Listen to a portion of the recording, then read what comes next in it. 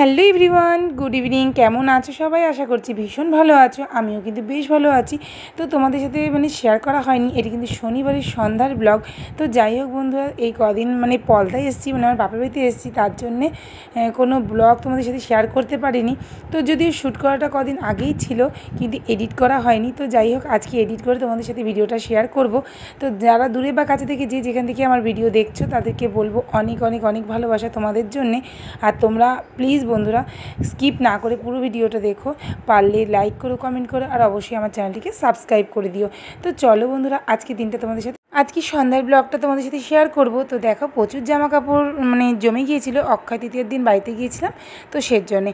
আর আদি আর ওর পাপা যখন বাড়িতে থাকে, ওদের জন্য কিন্তু আমি জামা কাপড়গুলো একটু সুন্দর করে গুছিয়ে রাখা, ঘরের কাজকর্ম করা কিন্তু সম্ভব হয় না। তো ওরা যখন থাকে না, তখনই কিন্তু আমি এই কাজগুলো করি। আর আমার না কাজ করতে বেশ ভালোই লাগে। তো ফাঁকা পেলেই এই ঘর গোছানো, কাজ করা ভীষণই ভালো লাগে। আর এদিকে দেখো, আদি কিন্তু গিয়েছে প্রাইভেট টিউশন পড়তে, কারণ ওর ম্যামরা ভেলোরে যাবে তার জন্যে। তো এই জন্য উনি অল্টারনেট করে পুরো যে কটা দিন ছুটি হবে পুরোটাই পড়ে নিয়েছিল। আর এদিকে দেখো, দুপুরবেলা খাওয়া দাওয়ার পরে যে বাসনগুলো ধুয়ে দিয়েছিলাম, তো সেগুলো মেলে দিয়েছিলাম। আর এইগুলোর থেকে দেখো জলগুলো শুকিয়ে গেছে। আর এই যে এখন এই যে জলগুলো শুকিয়ে যাওয়ার জন্যেই বাসনগুলো কিন্তু তুলে নিচ্ছি। তুলে এরপর এই যে বাসনগুলো, এইগুলো এখন গুছিয়ে নেব।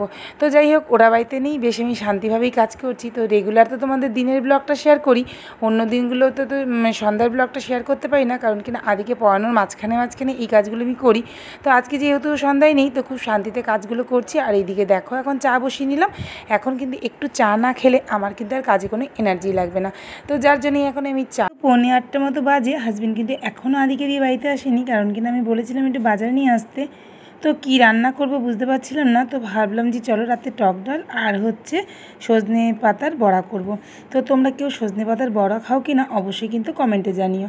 আর এখন দেখো, আমি 2 কোটা চাল নিলাম। এই চালটা কিন্তু ধুয়ে ভাতটা বসিয়ে দেবো, কারণ এই যে রাতে যে রান্নাটা করে রাখি, হাজব্যান্ড কিন্তু সেই রান্নাটাই সকালবেলা টিফিনে নিয়ে যায়। তো অনেক সময় আমি ফ্রিজে রাখি, আবার অনেক সময় ফ্রিজে রাখি না।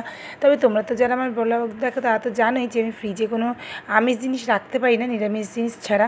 তো আর এদিকে দেখো, এই পাতাগুলো আজকে হাজব্যান্ড অফিস থেকে আসবার সময় একজনের বাড়ির থেকে, পরিচিত একটা বাড়ির থেকে নিয়ে এসেছিলো। এই পাতাগুলো দেখো আমি ছুলিয়ে নিচ্ছি, আর জল দিয়ে বেশ ভালো করে খলখল করে ধুয়ে নিচ্ছি।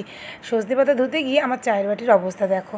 আর দেখো, চা শুকিয়ে এখন এইটুকুনি হয়ে গেছে। তো এত কাজকর্ম করেছি, এখন প্রচুর গরম লাগছে। আর ওয়েদারটা খুবই হট গো, প্রচণ্ড গরম। তো আর ওপরেতে একদম থাকা যায় না, খুব কষ্ট হয়। আর এদিকে বসে দেখো একটু চা খেয়ে নিচ্ছি। তো হাজব্যান্ডকে ফোন করেছিলাম, তো হাজব্যান্ড বললো যে আসবে, একবারে আদিকে সাথে নিয়েই আসবে। কী আর করব বলো। তো যতক্ষণ না আসে ততক্ষণ আমি কাজগুলো একটু কমপ্লিট করে রাখছি, এই আর কি। আর এই দেখো, এখন সজনে পাতাগুলো আমি ধুয়ে নিচ্ছি। তোমরা কে কী জানো জানি না, সজনে গাছের যে কোনো কিছুতেই প্রচুর পরিমাণে তোমার আয়রন, জিঙ্ক আছে, আর শরীরকে খুব ঠান্ডা রাখে। এই জন্য পাতাগুলোকে আমি ভালো করে ধুয়ে নিয়েছি। আর এর মধ্যে এখন একটু কী দেবো বলো তো, অ্যারারুট, বেসন, কুচি করে কাঁচা লঙ্কা, নুন, হলুদ, এইগুলো দিয়ে ভালো করে শুকনো শুকনো করে কিন্তু আমি এগুলো মেখে রাখবো। এটা যদি এখন মেখে রাখি, তাহলে পাতাটা তাড়াতাড়ি নরম হয়ে যাবে, আর ভাজা হলে তখন খেতেও কিন্তু ভীষণই ভালো লাগবে। তো ডাল দিয়ে যে কোনো বড়াই কিন্তু ভালো লাগে। তো দেখো, এই গরমের মধ্যে অন্য কিছু আর করতে ইচ্ছা করছে না। তো এখন আমার চাটা হয়ে গেছে, ওপাশে ভাত বসিয়ে দিয়েছি। আর এই যে সজনে পাতার এই যে বড়াটা করবো বলে এটাকে ভালো করে মেখে রাখছি। তো বন্ধুরা, জানি না যে জীবনে মানুষের মোড় কখন ঘুরে যায়, তো কখন কখনো ভালো কখনো খারাপ, এই নিয়েই মানুষের জীবন। কিন্তু কিছু কিছু টাইমে আমি যখন বুঝতে পারি যে আমার আর্থিক উন্নতি নেই, বা আর্থিক কোনো অসচ্ছলতার জন্যে সবাই আমাকে ইগনোর করছে, তখন কিন্তু মনে ভীষণই কষ্ট হয়। তো আমার যেহেতু ইনকামটা কম, সেই জন্য কেউ হয়তো আমাকে অতটা পাত্তা দিচ্ছে না বা পাত্তা দেয় না, সেটাও কিন্তু মনে খুবই কষ্ট লাগে। সেটা কিন্তু আমি ভালো করেই বুঝতে পারি। বাড়ির একটা মাত্র বউ, তো সব কিছুতেই কিন্তু সব কিছুর দায়িত্বই কিন্তু আমার। কিন্তু শাশুড়ি মা কোনো কিছুতেই ভরসা করে না, আর কোনো কিছুতেই বলো তো কি আমাদেরকে জানায় না। বাড়িতে কোনো পুজো হলে, কোনো লোক আসলে কারোর সাথে সেরকমভাবে পরিচয়ও করায় না। কেন কি না বলো তো, আমার হাজব্যান্ডের ইনকামটা একটু কম বলে, তার জন্য একটু না অনেকই কম। তো কি করব বলো, এখন হাজব্যান্ডের ইনকাম কম, আমাকে তো সেরকমভাবে তার মধ্যেই থাকতে হবে, কিছু তো করার নেই বলো। তো যাই হোক, আমি সেগুলো মেনেও নিয়েছি। আর এই অসম্মানগুলো যখন বোধ করি না, তখন খুব খারাপ লাগে। বাড়িতে কোনো পুজো অনুষ্ঠান হলে সব কিছুতেই ননদের কথাই মানে শেষ আর কি। আমি যে একটা বউ, তার কোনো গুরুত্ব কিন্তু আমার শাশুড়ি শ্বশুর বলো কারোর কাছেই নেই। তো তখন আমার বুঝতে অসুবিধা হয় না, যেহেতু আমি পুজোতে কোনো টাকা পয়সা দিতে পারি না, তো তার জন্যই সেই গুরুত্বটা আমার নেই। তার কি মনে কষ্ট লাগলেও কিছু করার নেই। আর আদি দেখো চলে এসছে, আর তোমাদের তো বলাই হয়নি, হাজব্যান্ড আসবার সময় চিকেন আর ডিম নিয়ে এসেছিলো। তো ডিমটা নামিয়ে রাখলাম, আর চিকেনটা ভালো করে ধুয়ে এই যে কষা কষা করছি। আর আদিবাবু দেখছো তো, শুধু আমার পেছন পেছন ঘুরছে, একটু পরপরই শুধু বলছে, মা তোমার কি চিকেনটা হয়েছে। ও ভীষণই ভালোবাসে গো চিকেন খেতে। তো তোমাদের তো দেখিয়েই দিলাম যে কী কী চিকেনের মধ্যে আমি মশলা দিলাম। পেঁয়াজ, আদা আর হচ্ছে রসুন, এই তিনটে পেস্ট করে নিয়েছিলাম মিক্সিতে, আর তারপর দিয়ে দিলাম। দেখো চিকেনের কালারটা দেখলেই কিন্তু খেতে ইচ্ছে করবে। তো আদি তো ভীষণ খেতে চাইছে, তো হোক তারপরে খেতে দেবো। আর আজকের চিকেনে না আমি একদমই আলু দিইনি। কিন্তু কি বলো তো বন্ধুরা, যখন এই কথাগুলো মনে পড়ে তখন খুব খারাপ লাগে। আজকে দুপুরে যখন মানে বাসনগুলো জানলা দিয়ে উপর করছিলাম, তো শাশুড়ি মার গায়ে একটু জল পড়েছিল, শাশুড়ি মার নিচে কলপারে দাঁড়িয়েছিল, তো সেই নিয়েও আমাকে অনেক কথা শুনিয়েছে। তো হাজব্যান্ড সবসময় আমাকে বলে যে যা বলুক, বোবার কোনো শত্রু নেই, মুখে কোনো উত্তর করবে না। তো সবসময় তো বলো চুপ করে থাকা যায় না, এমন সবসময় মানে অসম্মানসূচক কথাবার্তা বলে, যেগুলো সত্যিই আমার মনে খুব কষ্ট লাগে। তখন আমি বুঝতেই পারি যে আজকে আমার ইনকামটা স্বামীর কম বলে আমাকে সবাই ইগনোর করছে। আজকে হয়তো আমার হাজব্যান্ডের ইনকাম বেশি থাকলে, শ্বশুর শাশুড়ি মাকে দেখতে যদি পারতাম আমি, তাহলে হয়তো এই কথাগুলো আমাকে শুনতে হতো না। তো জানি না ভগবান কবে আমার দিকে মুখ তুলে তাকাবে। রান্না হয়ে গেছে, আর এইদিকে দেখো মাংসটা সিমে করে দিয়েছি, আর আমি রান্নাঘরটা ভালো করে পরিষ্কার করে নিচ্ছি।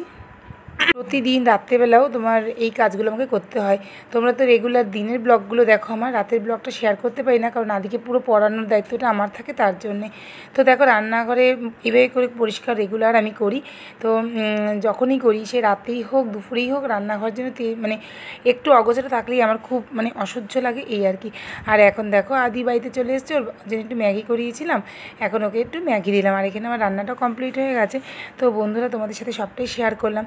তো জানি না ভগবান কবে আমাকে মুখ তুলে তাকাবে। হাজব্যান্ডের এইটুকু ইনকাম দিয়ে কীভাবে আদিকে আরও মানে দিন যত যাবে ওর পেছনে খরচের পরিমাণও প্রচুর পরিমাণে বেড়ে যাচ্ছে। আমি কতটা কি সামলাতে পারবো বুঝতে পারছি না। তারপরে লাস্ট পর্যন্ত মনে হচ্ছে আমাকে বাইরে একটা কাজ করতেই হবে, কিচ্ছু করার নেই, কারণ দিন যাচ্ছে আর আদির পেছনে এত পরিমাণ খরচ বেড়ে যাচ্ছে, আমি বুঝেই উঠতে পারছি না। তো চলো এখন একটু মাথায় তেল লাগিয়ে নিলাম। তো বন্ধুরা দেখো এখন 11টা বাজে, আমাদের খাওয়া দাওয়া কিন্তু কমপ্লিট হয়ে গেছে। আর দেখো আদি হচ্ছে এখন একটু করে ম্যাথ করছে। তো এখন শুয়ে পড়বো, কারণ সারাদিন ঘুম হয়নি। সকাল 4:20 মানে হাজব্যান্ড চলে গেছে, কিন্তু আজকে আমি উঠিনি, মানে উঠতে হয়নি আজকে। হাজব্যান্ড আজকে মেসেই খেয়ে নিয়েছিল, তো 6টার সময় উঠেছিলাম, তো তখন থেকে এখনও পর্যন্ত আর কিন্তু কোনো ঘুম হয়নি। তো আদি 5টার সময় পড়তে গিয়েছিল, তারপরে এই ভিডিও এডিটিং করা এগুলো করছিলাম। তো দাঁড়া, তো এখন হচ্ছে খাওয়া দাওয়া সব কমপ্লিট হলো, আর চলো শুতে চলে যাবো। তো তোমরা সবাই ভালো থেকো, সুস্থ থেকো, আর আমাকে একটু সাপোর্ট করো বন্ধুরা, কারণ একদম ভিউজ আসছে না, সাবস্ক্রাইব বাড়ছে না।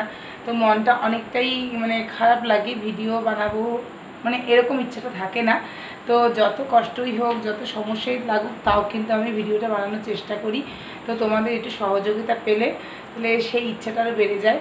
তো তোমরা আমাকে একটু সাপোর্ট করো, ভালোবাসা দিও, আর পুরো ভিডিওটা দেখো। তো আর কিছু বলার নেই, তোমরা খুব ভালো থেকো, সুস্থ থেকো, বাড়ির সবাইকে ভালো রেখো। তো চলো এখন টাটা, শুভরাত্রি, পরে ভিডিওতে আবার দেখা হবে।